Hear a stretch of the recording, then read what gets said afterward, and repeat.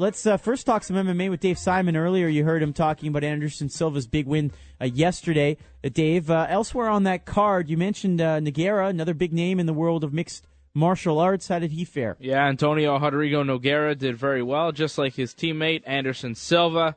Nogueira, a second-round armbar submission on Dave Herman, and Nogueira also taking this fight on short notice as the main card had some injuries.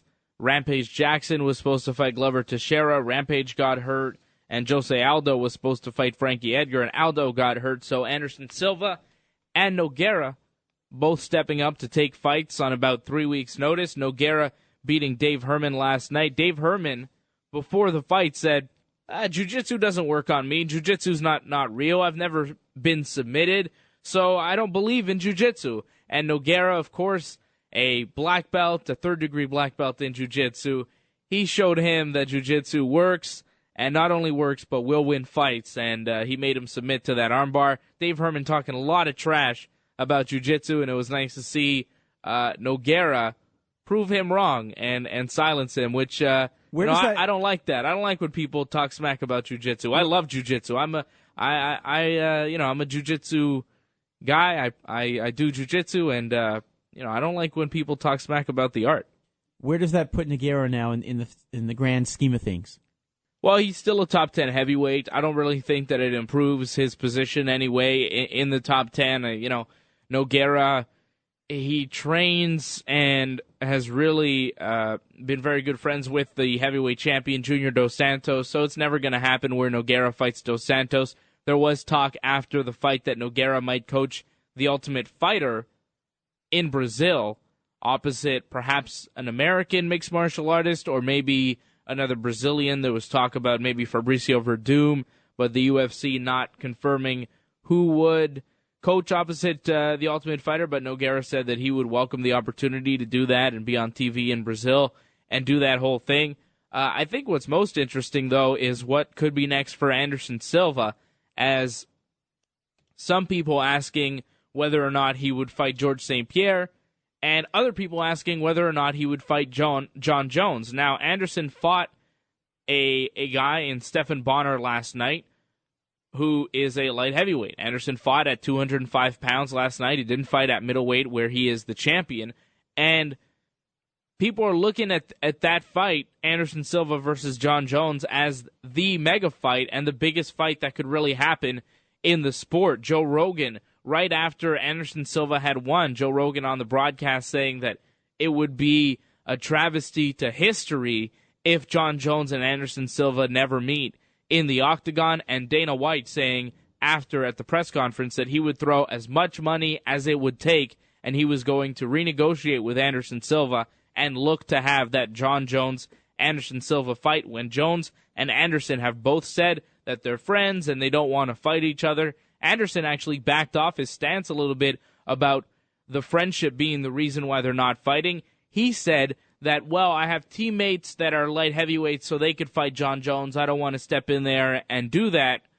But that's a fight that everybody wants to see, and Dana White seemed like he really wanted to make that fight, and that's the biggest fight I think you could possibly make right now. A lot of people saying Anderson Silva, George St. Pierre. I think Anderson Silva is too big for GSP, and I think that Anderson's proven he can go up to 205.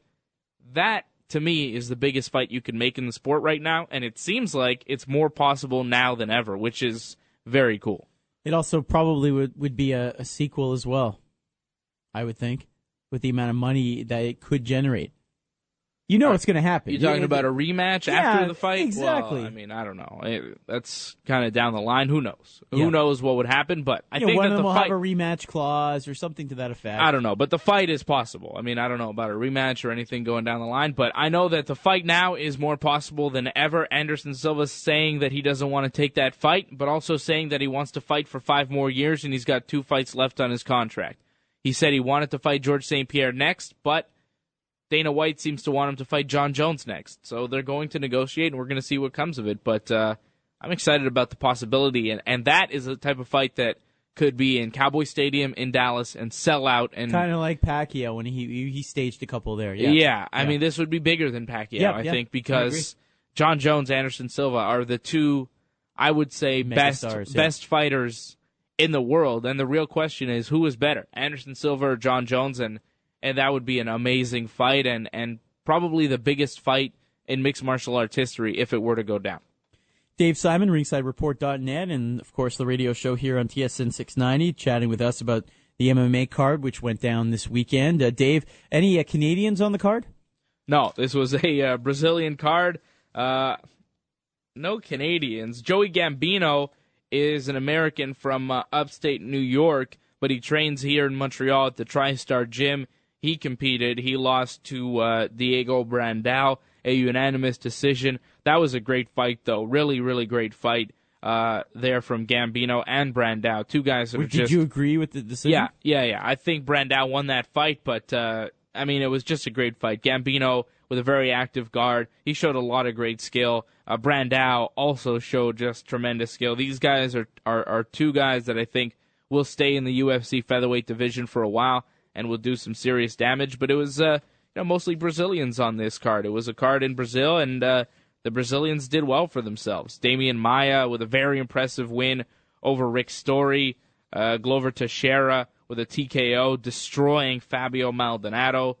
Phil Davis was an American, one of the few Americans. I think he was actually the only American Chris Camozzi did it as well. Chris Camozzi and Phil Davis, Americans, came into Brazil and beat Brazilians. Phil Davis doing so impressively, an anaconda choke of Wagner Prado in the second round. So just fantastic action, beautiful finishes, chokes, knockouts, all sorts of stuff. I mean, it was just a great card, and the crowd just very passionate in Brazil. They add to it. They really do.